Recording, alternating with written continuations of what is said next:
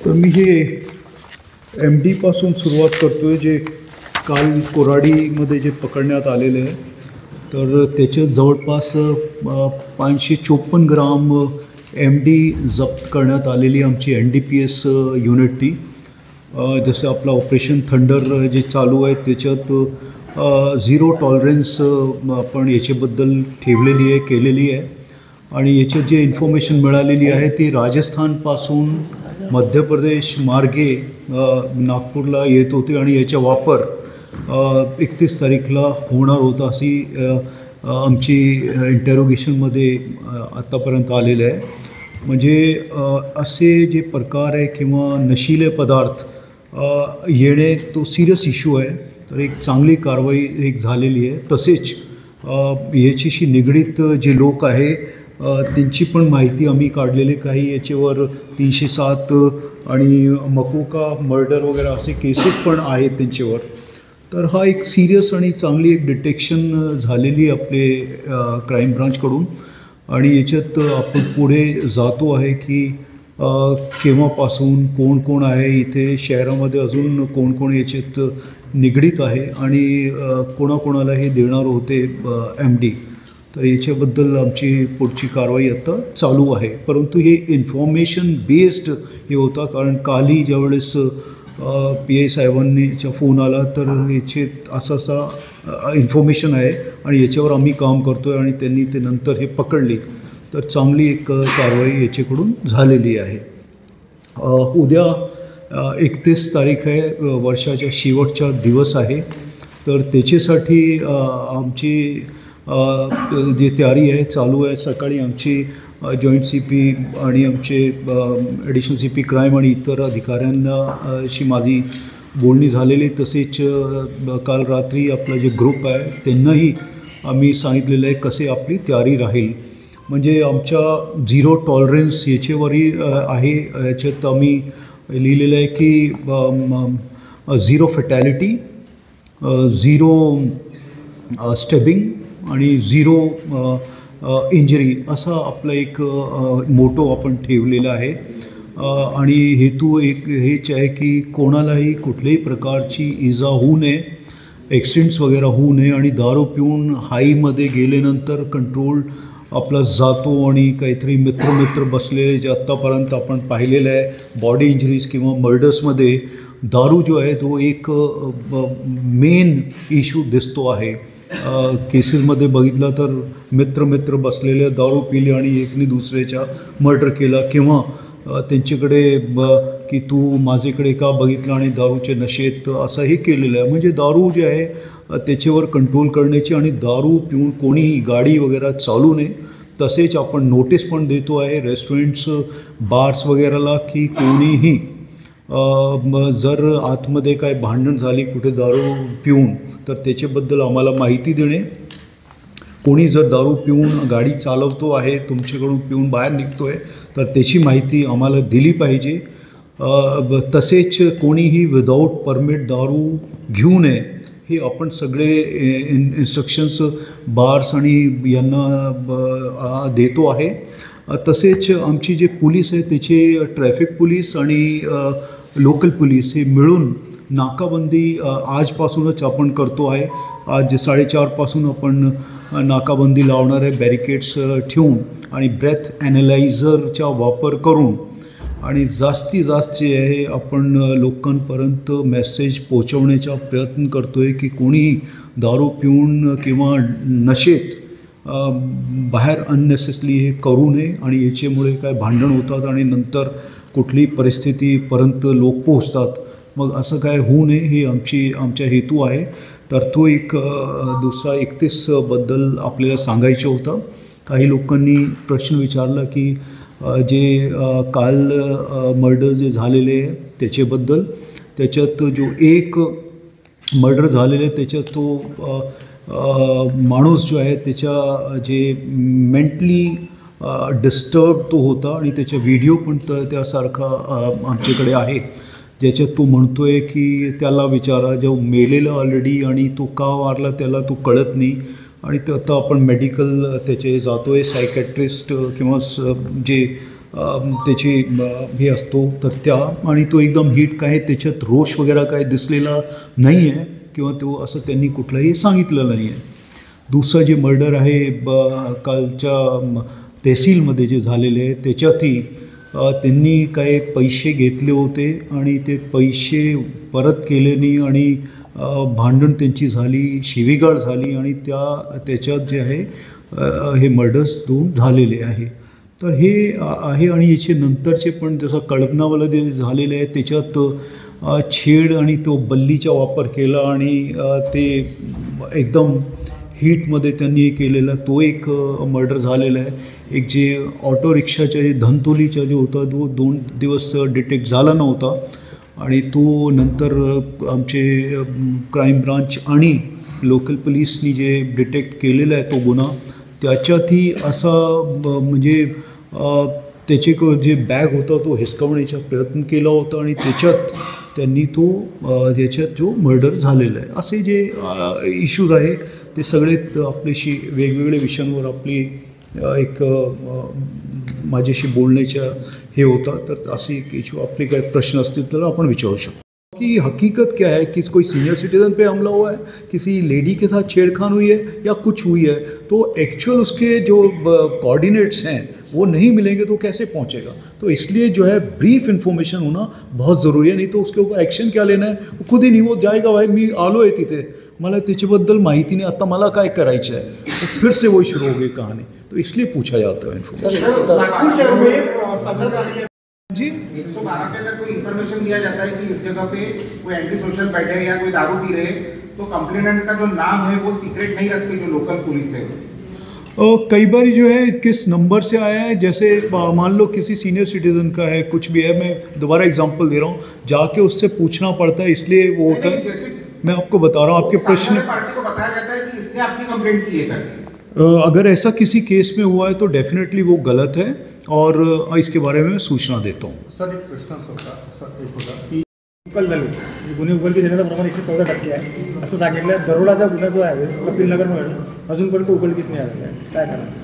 कोणतं आहे ते? कपिलनगरमध्ये दरोडा पडला होता पांडे यांच्याकडे. मी माहिती काढून सांगतो तुम्हाला कारण उससे हादसा बढ़ते जा रहा है. तो मेरा इस पे ये बोलना है कि आप अगर देखेंगे तो आज तक की जो कार्रवाई है पिछले कई सालों में वैसी कार्रवाई नहीं हुई है. और आपको मैं आंकड़ा आपको दे सकता हूँ कि ये शुरू होकर लगभग 1 महीना पहले से ही हमने इस पे कार्रवाई शुरू की है. कॉरपोरेशन ने भी इसके ऊपर कार्रवाई की है. हमने ऑनलाइन जो इस पे बेचते हैं उनके ऊपर भी उनको भी गाइडलाइंस इशू किए हैं कि आप ना करें.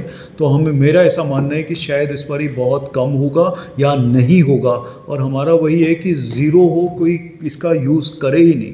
इनफैक्ट नायलॉन का हो या कोई भी मांझा हो डेंजरस है क्योंकि आप दूसरा मांझा भी आप देखेंगे अगर आप फास्ट चल रहे हैं और एकदम से गया तो उससे भी ये हो सकता है. सिर्फ नायलॉन ही, दूसरा मांझा भी उतना ही डेंजरस है. आप अगर देखें क्योंकि उसके ऊपर भी शीशे का यूज़ होता है तो मांझा वो सभी डेंजरस है, ऐसा मेरा बोलना. सर आया बेंगलोर में 100 बंद करना हो क्या नियम है आपके साथ? जो है 5 बजे तक सुबह जो है इनको परमिशंस दी गई हैं और इसमें उनकी जो मर्यादा है उनको ऑलरेडी शासन की तरफ से गाइडलाइंस हैं. कुछ हमारी जो गाइडलाइंस हमने उनको जारी की है कि जैसे कोई जो कायदे से मार्शल देना होता है जो कि नहीं दिया जाता, या फिर कोई अगर दारू पी रहे हैं, शराब पी रहे हैं अंदर और उसमें अगर कुछ लोगों में आपस में कुछ झगड़ा हुआ है तो उसकी इन्फॉर्मेशन देना उनकी जिम्मेवारी है. और उसका जो फुटेज है वो फुटेज संभाल के रखना, ये भी हमने इंस्ट्रक्शंस उनको दी हैं. और कोई भी शराब पी के गाड़ी ना चलाए इसके लिए हम सबको इंस्ट्रक्ट कर रहे हैं, सबको बता रहे हैं. सोशल मीडिया पे भी और हमारी आज से ही नाकाबंदी हमने शुरू की है, शाम से आज शुरू हो जाएगी. कोई भी शराब पी के गाड़ी ना चलाए और हमारा हेतु ये है कि ज़ीरो फैटेलिटी रहे, कोई एक्सीडेंट में किसी की डेथ ना हो, ना इंजरी हो, सब लोग सेफली रहें और इसी तरह से कोई भी बॉडीली इंजरी ना हो किसी को. क्योंकि जो हमने देखा है मेन जो कारण है दारू पी के, शराब पी के उसके बाद में हुए हैं काफ़ी गुन्हे या फिर एक्सीडेंट्स, वो ना हो. इकडून जर एखादी फायरिंग झाली, काउंटर अटॅक झाला तर तिकडे पण त्याला सील केलं. त्याच पद्धतीने त्याच धर्तीवर आपलं जे काही माल येतो गांजा म्हणा किंवा विमल म्हणा आता एमपीतून आला आहे माल किंवा छत्तीसगडमधून तर असं काही तिथल्या अधिकाऱ्यांशी काही कॉर्डिनेशन होत आहे का किंवा आता रजनीगंधासारखे पुढचे मोठे आहेत जे याला यूज केलं जातं तर तिथल्या अधिकाऱ्यांशी काही कॉर्डिनेशन करून तिथे जे बॉर्डर असतात म्हणजे नागपूरची येणारी बॉर्डर तिकडची बॉर्डर इकडची बॉर्डर नाही, मी याच्याबद्दल एक सांगतोय की हे जे पोरस आहे ना तुम्ही बघितलं तर ते ट्रेननी बसेसनी तुमचे बाय रोड हे मेन रस्ते ज्याच्यावरून येतात आणि हे जे आहे आपण मिळाल्यानंतर आपण ते जे सापडले तर त्या संबंधित पोलिसशी आपण बोलतो. तसेच आपलं जे नार्कोटिक्स डिपार्टमेंट आहे सेंट्रलच्या त्यातलाही आपण विचारतो की असं हे सापडलेलं आहे असंच आपण हे केलेलं आहे तर त्या अनुषंगाने त्यांच्याकडून अजून काय माहिती मिळू शकते का या आधारे आपण काम करतो. तिथून करतो का आपण? बिलकुल करतो. हे आपण सोडत नाही असं करतो. MP राजस्थानमधून आलेलं म्हणजे आपल्याला कळलो आहे की कुठून आलेलं आहे. पूरे डिटेल हम लोगों ने पूछा जाता है तो ऐसे में क्या करना चाहिए? इसमें जो है 112 नंबर है. काफ़ी लोगों से आप पूछेंगे तो 112 जो नंबर है वो मेन नंबर है पूरे भारत के लिए और इसमें हमारा जो यहाँ पे विदर्भ के लिए भी वहाँ यहाँ पे कंट्रोल रूम है और हर एक सिटी या ग्रामीण के लिए भी उनका नंबर है. इसका जो है हमने एवरेज निकाला है हर एक पुलिस अभी जो है हमारा लगभग 7 मिनट 3 अभी जो है कई का रिस्पांस जो है 3 मिनट का है. इसमें जब एक बार कॉल आता है उसके बाद में रिकॉर्डेड होता है और जब तक वो क्लोज़ नहीं होता जब तक हमारा अधिकारी या कर्मचारी जो मार्शल्स हैं जाके उसको क्लोज़ नहीं करते तो वो स्पॉट पे जाके क्लोज़ करते हैं. आपका प्रश्न जो है इसमें क्योंकि ये बहुत सीरियसली नहीं तो ओपन ही रह जाता है. जो आपका जो बोलना है कि नहीं होता मुझे लगता है कि ऐसा नहीं हो रहा क्योंकि अभी हमने जो कल क्राइम मीटिंग ली थी सैटरडे को उसमें ये सब चीज़ों पे हमने इश्यूज़ को उठाया और अगर कोई एक आधे केस में हुआ है तो आप बताएंगे तो ज़रूर. हो सकता है कि कभी थोड़ा लेट पहुँचे बट 5 मिनट 3 मिनट और 1 मिनट 20 सेकंड ऐसे ऐसे हमारा रिज़ल्ट है वो मैं आपको दिखा भी सकता हूँ. हमारे पास प्रिंट भी है. तो ऐसा कहना मुझे लगता है गलत है. इनफैक्ट 112 के बारे में इंफॉर्मेशन सबको होना ज़रूरी है. 112 ही करना चाहिए क्योंकि रिकॉर्ड पूरी डिटेल पूछते क्यों हुआ वो इसलिए पूछी जाती है. बड़ी मात्रा में एमडी आई है आगे किसको सप्लाई करना है? ये जो है अभी इसमें क्योंकि अभी की जो कार्रवाई है इसमें अभी उसमें अब चल रही है. सब चीज़ें मैं आपको अभी डिस्क्लोज नहीं कर सकता परंतु वो यहाँ डिस्ट्रीब्यूट होने वाली थी ऐसा अभी तक पता चला है. ये गंभीर गुनहगार है. इन्होंने इसके पहले भी बड़ी खेप खाई है. ये जो है अभी तक इसका नहीं उन्होंने डिस्क्लोज किया है परंतु हम उसमें काम कर रहे हैं. मेन जो सुमित चिंतनवर माया गँग चालत होता आणि याच्यावरती 2-3 ये ग्राफ बढ़ गया है जो कि अभी तक इतनी नहीं हो रही थी और ये 31 होते होते और तेज़ी से बढ़ रहा है.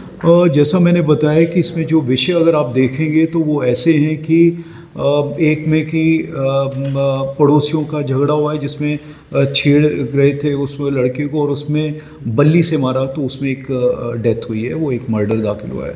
उसके अलावा जो है कुछ पैसे के एक परिवार जो कि रिलेटिव हैं जो मामा भांजा इस टाइप का उनका रिलेशन है उसमें भी कल जो एक घटना हुई है वो भी मतलब रिलेटिव्स हैं.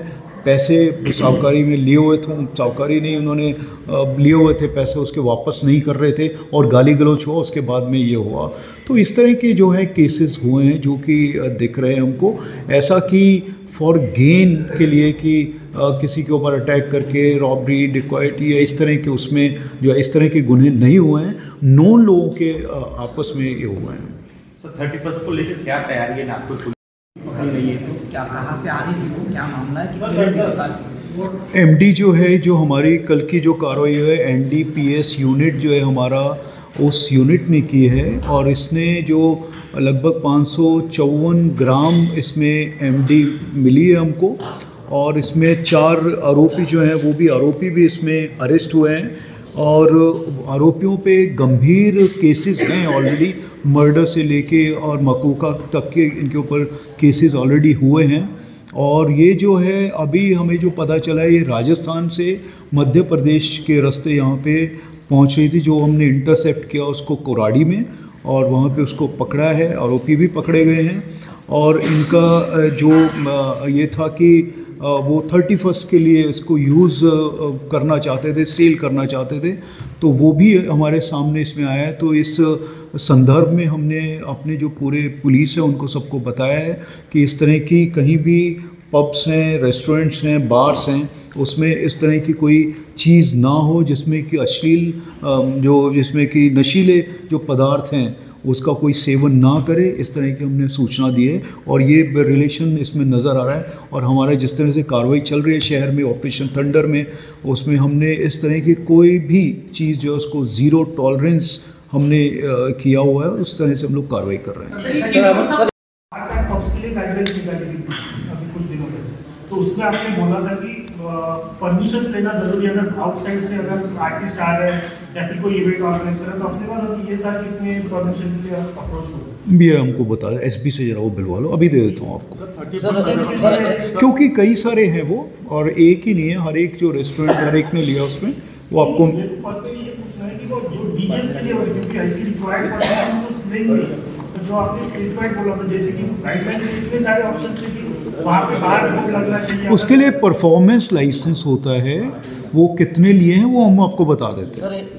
सर हिंदी में सवाल है के बाहर मैं सबको बोलूँगा, 1 मिनट सबका उत्तर दूंगा, 1 मिनट रुकिए। या शहर के बाहर या शहर की सीमा से लगकर के जो ढाबे हैं वहाँ पर शराब परोसी जाती है, ठीक है, और सर वो एक्साइज डिपार्टमेंट जो है उनको पूरा मालूम है और वो लोग छापा भी मारते हैं, लेकिन नियोजित होता है, एक दिन पहले या कुछ दिन पहले उनको मालूम है कि छापा मारना है तो इतना माल वहाँ मिलेगा, वो नियोजित होता है कि 4 बोतल मिलेगी, 2 बोतल देसी की रहेगी, 1 बोतल अंग्रेजी की रहेगी, इस टाइप से। तो सर इस पर हम कैसे अंकुश लगा सकते हैं? देखिए ये ना जॉइंटली होती है कार्रवाई, कई बार वो इंडिविजुअली भी करते हैं और हम भी करते हैं, तो उनका जो काम है वो करते ही हैं और हम भी अपना करते हैं।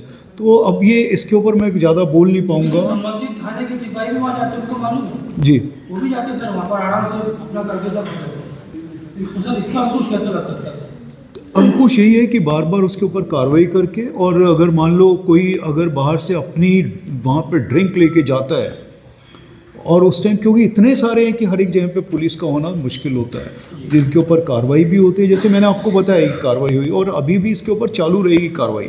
ऐसा नहीं है कि उसको ठीक है एक बार ही हो गया तो फिर बंद कर दो उसको, ऐसा बिल्कुल नहीं है और ये चालू रहेगी। जहाँ तक कोऑर्डिनेशन का सवाल है, क्योंकि उनकी भी एक ज्यूरिसडिक्शन है एक्साइज डिपार्टमेंट की, उनके ऊपर पूरा डिस्ट्रिक्ट है और हमारे पास में सिटी है, तो हम दोनों उसमें कार्रवाई तो करते हैं। की आता इतक्यांदा जेवढे पण गुन्हे झालेले आहे मोठे, त्यामध्ये जे डिटेक्शन आहे ते मोस्ट प्रॉब्ली क्राईम ब्रांचनेच केलेलं आहे। लोकल पोलीस स्टेशनचा जो एक लोकल पोलीस डिटेक्शन जे आहे ते खूप मोठ्या प्रमाणात कमी झालेलं आहे।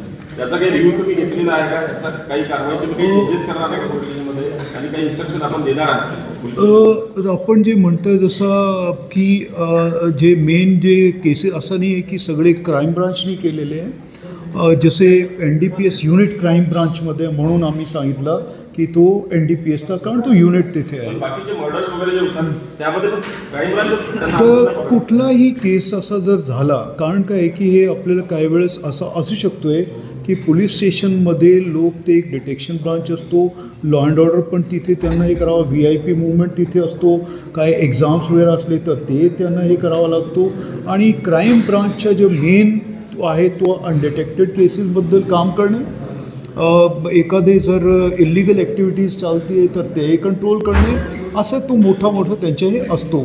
काही जे आहे अनडिटेक्टेड केसेस त्यांनी हे केलेले आहे आणि तो केले पण पाहिजे, त्यांच्या हे असतो।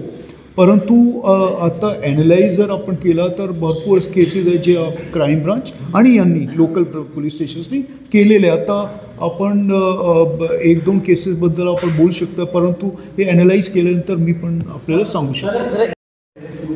रामदास पेठ, अपना धंतोली पुलिस बचत नगर आहे, सीतावर्डी या एरियामध्ये रात दिवस ठेलेवाले चलतात, क्योंकि पुलिस वाल्यांचं संरक्षण प्राप्त आहे। कंप्लेंट केली आम्ही, मी स्वतःहून फोन केला आहे, 1-2 वेळा संरक्षण आहे काय त्या PIच्या कारवाई करत नाही। तुम्ही जर याचे हे दिले तर आपण नक्की त्याच्यावर हे करू आणि आपण करतो ते कारवाई, असं नाही की करत नाही। जर तुम्ही धंतोली वगैरे जे म्हणताय त्याच्यावर परत आपण हे बघू, पोलीस त्यांना बोलून की कोण कोण आहे करू ना आपण। गँग आपण अजनीमध्ये गँगवर झालेला आहे, काल डबल मर्डर आहे, तो पण बाप लेकांचा, तो गँगवर आहे। त्याचा मागच्या वर्षी तुलनेत यावर्षी 83 मर्डर झाले नोव्हेंबर अखेरपर्यंत, आणि ते वाढ आहे, तुम्ही 10ने वाढल्या। आपण जर असं आता जर आपण सगळ्या क्राईम मागील 5 वर्षाच्या हे बघितलं तर ते ट्रेंड आपल्याला दिसेल. तर असं नाही की वाढ झालेली येस मान्य करतो की मागच्या वर्षीपेक्षा हे आहेत, परंतु याच्याबद्दल आम्ही ॲनालाइज करून आपण सगळे जे वर्षाचे आहे त्यामुळे वेगळी एक प्रेस कॉन्फरन्स घेणार आहे. त्याचे सगळे मुद्दे जे आत्तापर्यंत आपण हे केलेले आहेत ते सगळे आम्ही तुमच्याशी बोलणार आहे.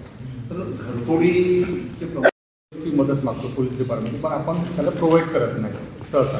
ते कॉर्डिनेशनचे कुठेतरी अभाव असल्यामुळे हा सगळा प्रकार सतत नागपुरात सध्या सुरू आहे. मी तुम्हाला याच्याबद्दल प्रवाशांना होते याच्याबद्दल आत्ता मी तुम्हाला सांगतोय की एकही आमच्याकडे अशी काय मागणी आलेली नाही आहे. आणि आत्ता जर तुम्ही इथे फोन करा त्यांना, इथे सांगा त्यांना 100 लोक 200 लोक 500 लोक जेवढे लागतील आम्ही देतो.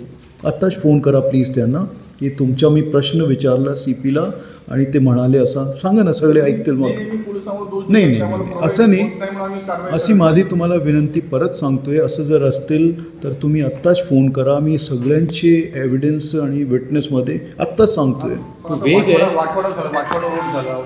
तुम्ही त्यांचे नाव जर आम्हाला आत्ता दिलं नाही, एक मिनिट तुम्ही जर आत्ता दिलं ना, संजय नंबर घ्या, कोण आहे जर नंबर द्या ना, आत्ता आम्ही बोलतो. कुठल्या बाबतीत असं झालं होतं? नाही रस्त्यावर जे कारवाई दारू पितात ना सर्रास, जे अंडीवाले भुर्जीवाले या ठिकाणी ते म्हणतात की लोकलवाल्यांच्या आम्हाला सपोर्ट नाही. तुम्ही नंबर द्या ना, त्या नंबर बोलू ना आपण सगळ्यात. काही महिन्यापासून याला जोडूनच मला प्रश्न आहे सर, इलिगली लिकर सर्व केली जात आहे सगळ्या धाब्यांवर, पार्टी आयोजित केली जातात आणि दारू पिऊन येताना मग अपघात होतो. त्यासाठी कसं नियंत्रण असतं, कशी कारवाई? सर एक याचा म्हणजे संबंधित प्रश्न आहे.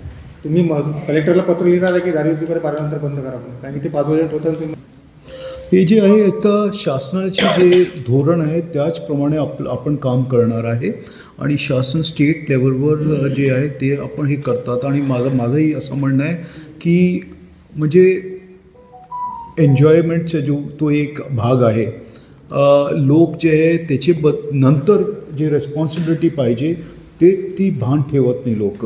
आणि इल्लीगल जे आहे ढाबे किंवा याच्यावर जे तुमचे सावजी जे हे असतील, अंडा भुर्जीवाले असतील किंवा मोकळे मैदानामध्ये ते बसून लोक दारू वगैरे जे ते तो इल्लीगल आहे आणि त्याच्यावर आपण वेळोवेळी कारवाईही करतो. आणि मोठी कारवाई आता मागेही जवळपास 40 कारवाई आपण एकच दिवसामध्ये केली होती.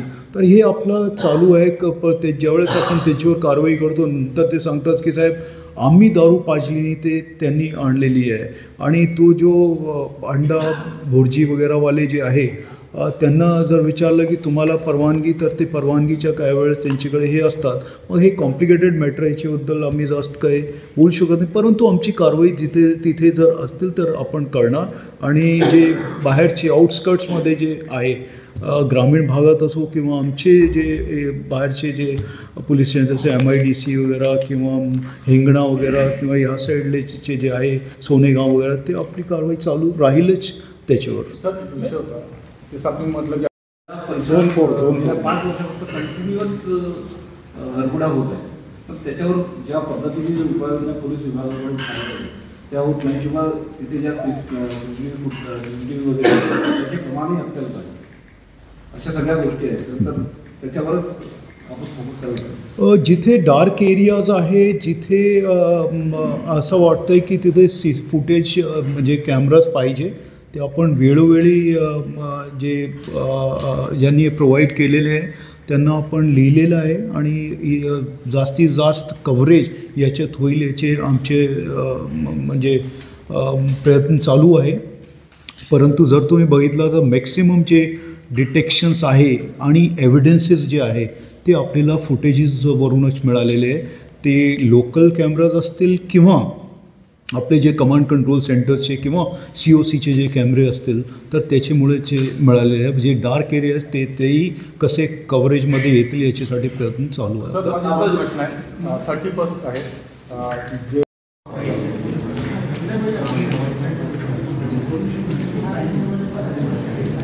आज